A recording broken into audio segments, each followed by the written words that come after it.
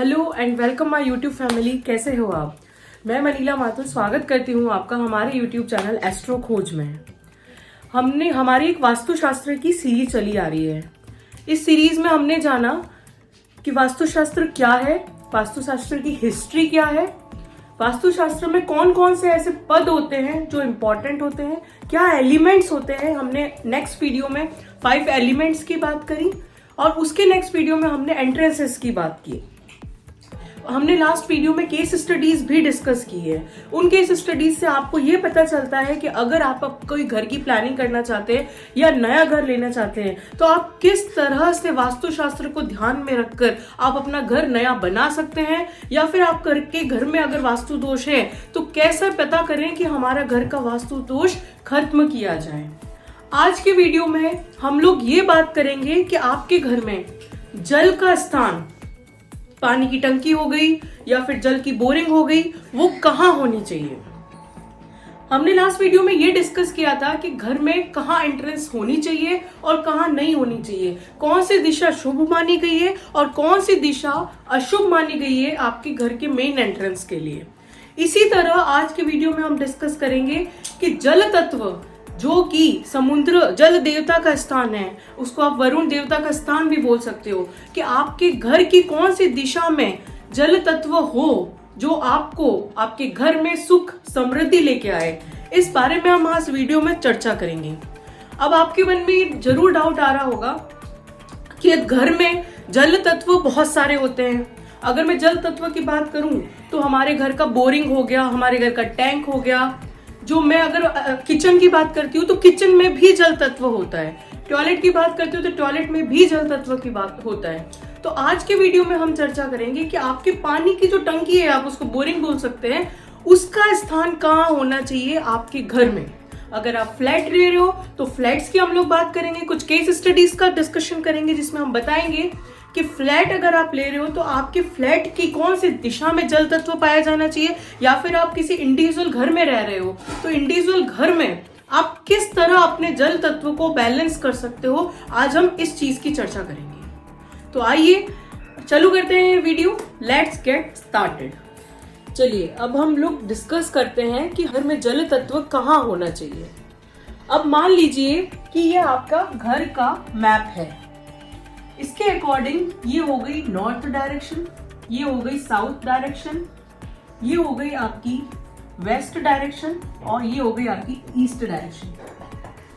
अब हमने जो लास्ट वीडियो में डिस्कस किया था कि हर डायरेक्शन में 9 एंट्रीज होती है। तो अगर मैं नॉर्थ की बात करती हूं तो ये हो गई 4, 5, 6, 7, 8 एंड 9। तो ये हो गई 9 एंट्रीज नॉर्थ की। नो, ये हो गई 9 एंट्रेंस ईस्ट की। एंड इसी तरह साउथ की ये 9 एंट्रेंसेस है।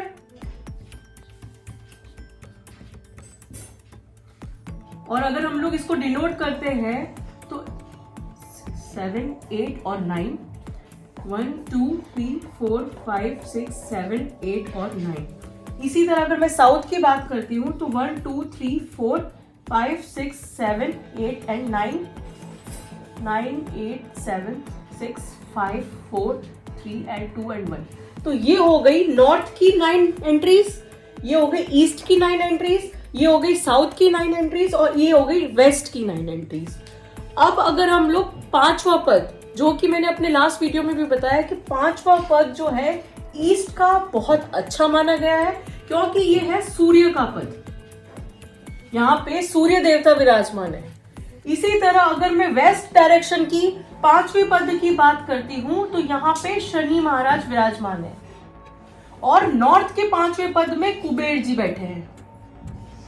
अब अगर मैं 5वें पद वेस्ट डायरेक्शन की मैं बात करती हूं तो यहाँ पे शनि देव के साथ में वरुण देवता भी बैठे हैं, जो कि समुद्र के देवता है, जल के देवता हैं।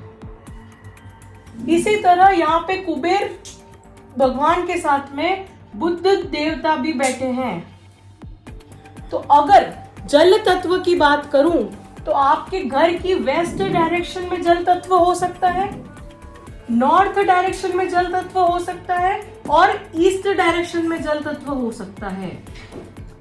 ये 3 स्थान आपके घर में जल तत्व के लिए सूटेबल है। जल तत्व, आपका पानी का बोरिंग आप कर सकते हो। जल संग्रह का स्थान आप इन 3 जगह पर आपके घर में बना सकते हो। अब सबसे पहले हम बात करते हैं इस स्थान की, जो कि है वेस्ट डायरेक्शन। तो भाई समुद्र के देवता यहाँ पे विराजमान है, जल के देवता विराजमान है, तो अगर आप जल तत्व यहाँ बनाते हैं तो इसमें बुरा क्या है, बल्कि अच्छा ही है। तो इस डायरेक्शन में अगर आप जल तत्व बनाते हैं, जो कि है आपकी वेस्ट डायरेक्शन, तो यहाँ पे आपका धन लाभ होना ही है। ये धन लाभ आपको देगा ही देगा। ये आपके लिए घर में सूटेबल स्थान है जल तत्व के लिए, क्योंकि शनि महाराज भी है जो नीति के देवता है, नियम के देवता है, और उसके साथ में वरुण देवता बैठे हैं जो है जल देवता है। तो आपके घर में आपको धन लाभ होगा, लेकिन नियम से। मतलब अगर आप काला पैसा अगर घर में लेके आते हैं, या फिर दूसरा जो भी आपका सरकारी अफसर है, तो ऐसा कोई भी अफसर नहीं होता है, चाहे आप अगर सरकार के नियम से हो, तो अगर सरकार का जो हमारा ब्यूरोक्रेसी है उसके अकॉर्डिंगली आपको कहीं ना कहीं अंडर द टेबल काम करना पड़ता है। तो वो अपना जल तत्व यहाँ नहीं रखे, क्योंकि यहाँ पे वरुण देवता के साथ में शनि महाराज भी बैठे हैं। अगर आप कहीं 10 लेके आएंगे तो शनि महाराज आपको 12 का खर्चा दे देंगे। इसीलिए जल तत्व ये माना गया है धन लाभ के लिए बेस्ट है, लेकिन शनि महाराज के कारण आप इसमें धन लाभ तो है, लेकिन इसके साथ साथ में आपको नीति और नियम का पालन करना चाहिए। अगर आप नीति और नियम से चलने वाले सिद्धांतवादी इंसान हैं, तो आपके लिए जल तत्व का स्थान ये बेस्ट है। अब दूसरे स्थान की बात करते हैं, जो कि नॉर्थ की डायरेक्शन में है। यहाँ पे जो है वो कुबेर देवता विराजमान है। कुबेर देवता का काम यह है कि धन देना और धन देना। तो ये जो है डायरेक्शन जो है जल तत्व की है, वो आपको धन लाभ तो देगी ही देगी, लेकिन आपको इसके साथ में संकट से भी निकालेगी। संकट से क्यों निकालेगी? क्योंकि यहाँ पे कुबेर महाराज के साथ में बुद्ध भगवान भी बैठे हैं। तो आपको सबसे अगर बेस्ट डायरेक्शन में बोलूं, आज के टाइम पे सबसे बेस्ट डायरेक्शन जो है वो है धन लाभ के साथ में संकट निकालने वाली डायरेक्शन जो है वो है नॉर्थ डायरेक्शन, जहां पे आप अपना जल का संग्रह कर सकते हैं। अब हम बात करते हैं थर्ड डायरेक्शन की बात, जो कि है ईस्ट की डायरेक्शन। ये अगर इस डायरेक्शन में अगर आप अपना जल संग्रह करते हैं, तो इस डायरेक्शन में आपकी जो रुचि होगी वो होगी स्पिरिचुअलिटी, आध्यात्मिकता की तरफ आप जाएंगे। ये आपको ज्यादा से ज्यादा संतों के पास आना जाना आपका लगाएगा, ज्यादा से ज्यादा आपको स्पिरिचुअल बनाएगा, भगवान की भक्ति में देगा। लेकिन आज के टाइम पे अगर मैं बात करूं, जो हमारा कलयुग के हिसाब से मैं अगर बात करती हूँ, तो सबसे बेस्ट डायरेक्शन जो है वो ये मानी गई है। उसके बाद में अगर मैं बात करती हूँ तो जो बेस्ट डायरेक्शन है वो ये मानी गई है, और उसके बाद मैं बात करती हूँ तो ये मानी गई है, क्योंकि यहाँ पे आपको धन लाभ तो मिलेगा ही मिलेगा, लेकिन इसकी कोई गारंटी नहीं है कि अगर आप कहीं फंस जाते हो तो आप बाहर निकल पाओगे, संकट से बाहर निकल पाओगे। क्योंकि अब आज कोई ऐसी बीमारी हो गई है जिसका अगर आपके पास में अगर 15 लाख रुपए है और आप नई बीमारी आई है, उसका कुछ न्यू ट्रीटमेंट निकला है, तो आप पैसे देके उस बीमारी से इंसान को बाहर निकाल सकते हो, तो वो एक अलग बात है।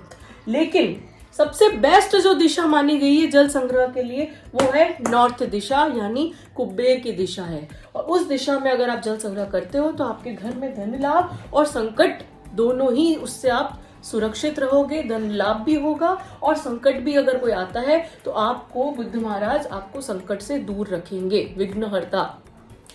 और ये डायरेक्शन अगर आप स्पिरिचुअलिटी की तरफ जाना चाहते हो, आप चाहते हो ज्यादा से ज्यादा हम धार्मिक स्थान की तरफ जाएं या फिर संत लोग हमारे घर में आए, तो आप इस जगह ईस्ट डायरेक्शन में, जो कि ऑलरेडी ईशान कोण माना गया है, देवताओं की डायरेक्शन मानी गई है, इस डायरेक्शन में आप जल का संग्रह कर सकते हो। तो ये डायरेक्शंस हुई आपके घर में आप जल का प्लेसमेंट, जो जल तत्व है जहां पे आप जल को सेव करके रखते हो, जल की बोरिंग हो गई, पानी की टंकी हो गई, वो आप इस डायरेक्शन में आपके घर में रख सकते हो। तो आशा करती हूं कि आपको ये वीडियो अच्छा लगा होगा, और अगर अच्छा लगा है तो प्लीज इसे लाइक करें, शेयर करें, ज्यादा से ज्यादा सब्सक्राइब करें, और इसी तरह के आगे आने वाले वीडियोस की नोटिफिकेशन के लिए आप बेल आइकन को जरूर प्रेस करो। मिलते हैं नेक्स्ट वीडियो में, जब तक के लिए जय माता दी।